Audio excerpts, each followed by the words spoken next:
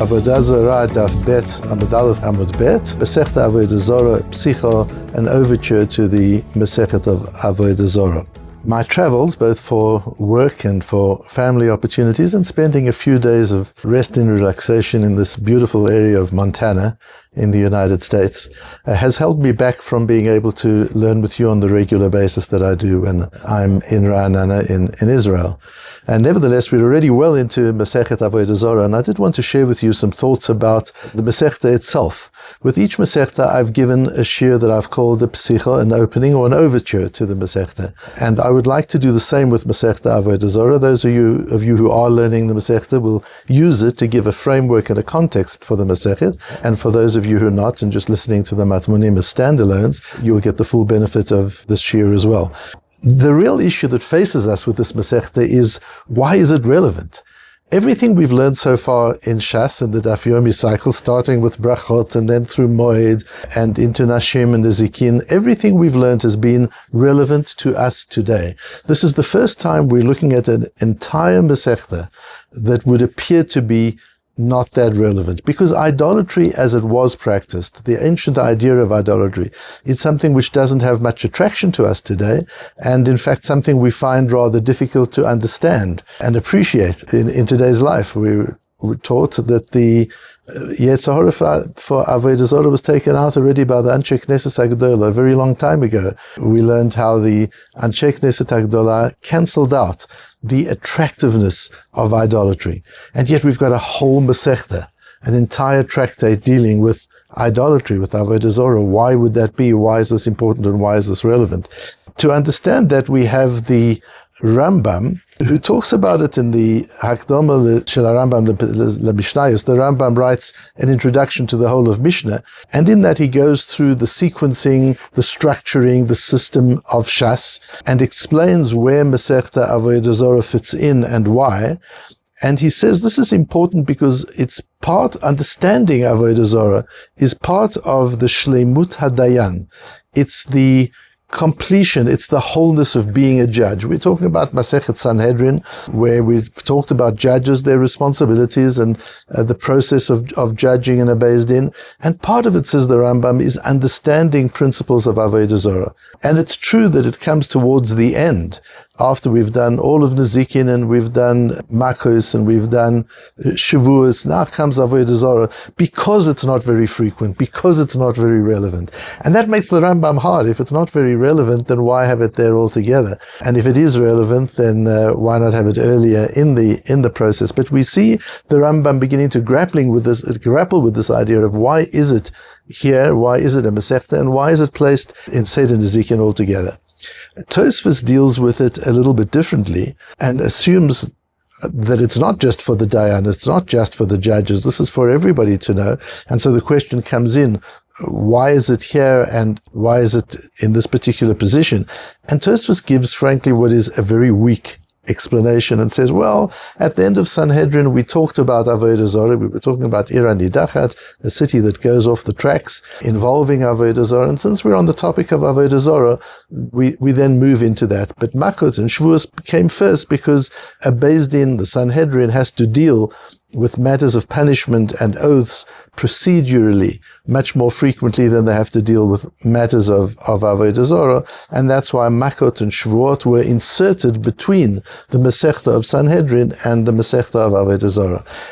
But it's not all that satisfying, excepting for one word that the Tosfos adds in, which takes us back to a shir at the beginning of Shavuot and opens the way of understanding not only the positioning of Masechet Avodah Zarah, but why it's here altogether.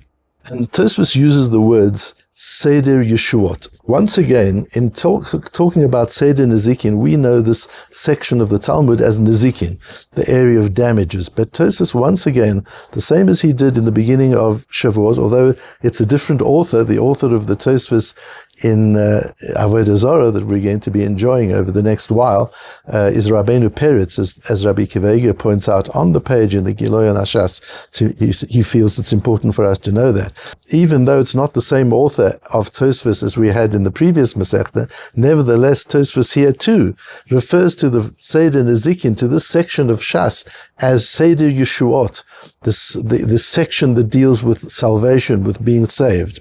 If you remember back on the very first, the overture to Masechet Shavuot, I quoted to you the Chidushei Harim, and where the Chidushei Harim explains why this is called Seder Yeshuot. It's in Gemara Shabbos on Daf Lamed Aleph that the Gemara calls it Seder Yeshuot. This is not an invention of Tosfos. This is already something that the Gemara talks about. And Rashi there said, because it's Moshi'an, it saves us mazhir lifrosh mehezek umehitchayev mamon, because this body of law in this section of Shas helps us stay away from causing damage or from being liable to anybody, owing anybody money, understanding what these financial responsibilities are and making sure that we requite our responsibilities financially. So it's called Seder Yeshuot. It saves us from being in a situation that we wouldn't want to be morally and spiritually. And the Chidushei Harim goes in to explain that, and he says that it helps us, even the section on punishment in Makot, it helps us save ourselves or be saved from the Yetzer Hara, from our own Yetzer Hara, our own desires to do things that aren't right. And then he says, comes Shavuos, sheyesh bo chomer yoter, which is even more serious than what has preceded it in this section of the Shas called Seder Yeshuot. Because in the case of Shavuot, it says, Lo Yanakeh, Hashem will never forgive, and so on. We've talked about that during the Masechet of Shavuot and how serious an oath is. Taking that idea of the Chidushei Harim further, we would have to say that Avodah Zarah is even more serious in the context of Seder Yeshuot, in the context of being saved from ourselves, being saved from our own desires and tendencies to do things that are wrong and that could be spiritually destructive to our souls. The Masechet of Avodah Zarah is even more intense, is even more serious. And I would suggest that that's because the Masechta of Avodah Zarah is the Lo Ta'aseh of Anochi Hashem Elokechem. The first commandment in the 10 commandments is, I am the Lord your God. We have to believe in Hashem. The second one is the negative counterpart of Anochi Hashem Elokecha. Part of the way you believe in God is by denying and nullifying the forces of idolatry. And the Rambam actually says that specifically in Avodah Zarah Perek Beis Halacha Daled, mitzvat avodas kochavim keneged hamitzvot kulan. The mitzvah of avodas kochavim, of not practicing idolatry, is worth all the other mitzvahs in the Torah.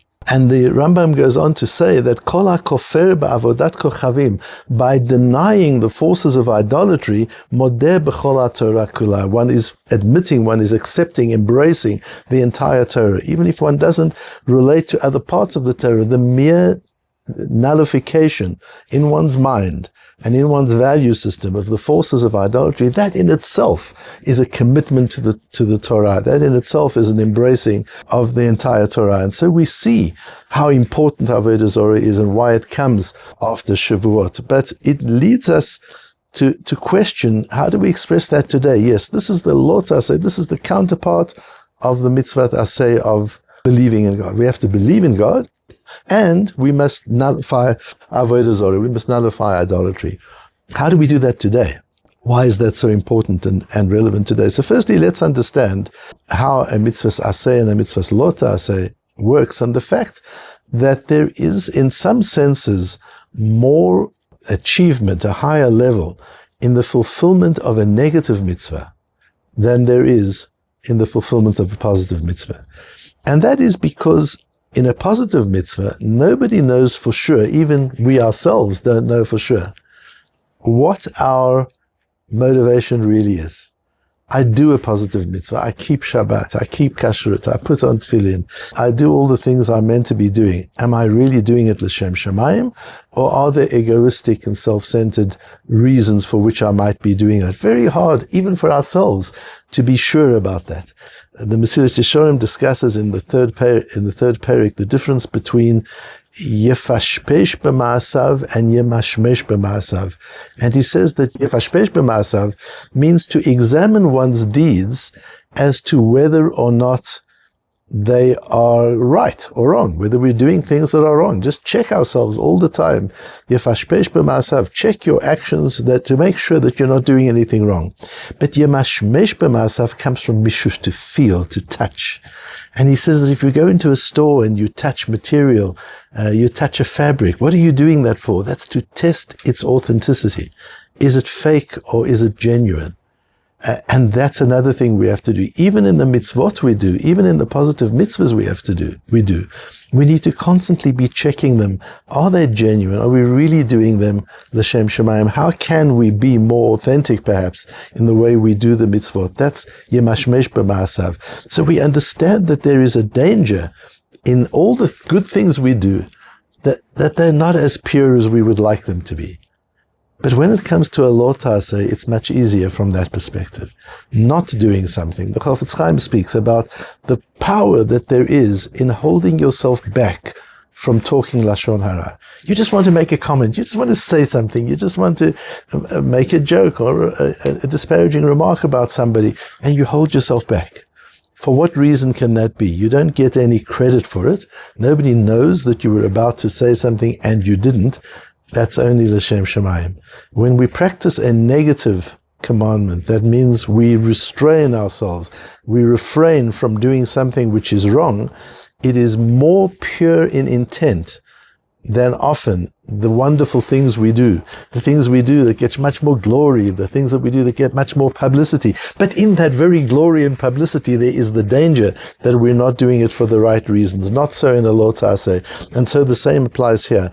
Belief and faith in God is challenging. To have faith in God, and not everybody has it. But as challenging as it is to have faith in Hashem, it's even more challenging to nullify forces other than Hashem. And we're not just talking about idolatry in its primitive form, which is no longer so attractive to us. We're talking about idolatry today, which is giving credence to forces other than Hashem. In the very situation in which we're finding ourselves at the moment, to say or to believe or to feel that the spectacular success of the 12-day war that we've just emerged from was only the result of the wonderful soldiers of the Israeli Defense Force. Of course, what they did was incredible. The Mesirus Nefesh, the sacrifice, the precision, the accuracy, the forethought, the planning, all amazing. But in the midst of all that amazingness, to be able to understand that there's only one force that really made that possible, to appreciate all the nisim, all the miracles, everything that could have gone wrong and didn't go wrong, even with the best planning and the best forethought. And that's Hashem. And to be able to hold that in place. Even the Prime Minister was able to say in public that the most important force in the success of the 12-day war was Hashem. And the siyata dishmaya, the help that we got from Hashem. But to be able to have faith in Hashem is one thing. To be able to say in public, this was the hand of God, that's challenging. But at the same time, to be able to hold within oneself that without God, we would have achieved nothing. That without God, we would have accomplished nothing. That the Israeli Defense Force without the Yad Hashem has no strength whatever. It's the partnership of our own effort and the Yad Hashem, the help of Hashem and the miracle of Hashem. And always to acknowledge that in everything we do. That it's not the markets that create wealth. It's not innovation that creates wealth. It's not our brilliance in terms of the way we invest our money that creates our wealth. It's not because we go to the gym and eat carefully, that we're healthy. It's not only for those reasons. Yes, of course, we have to do all of that.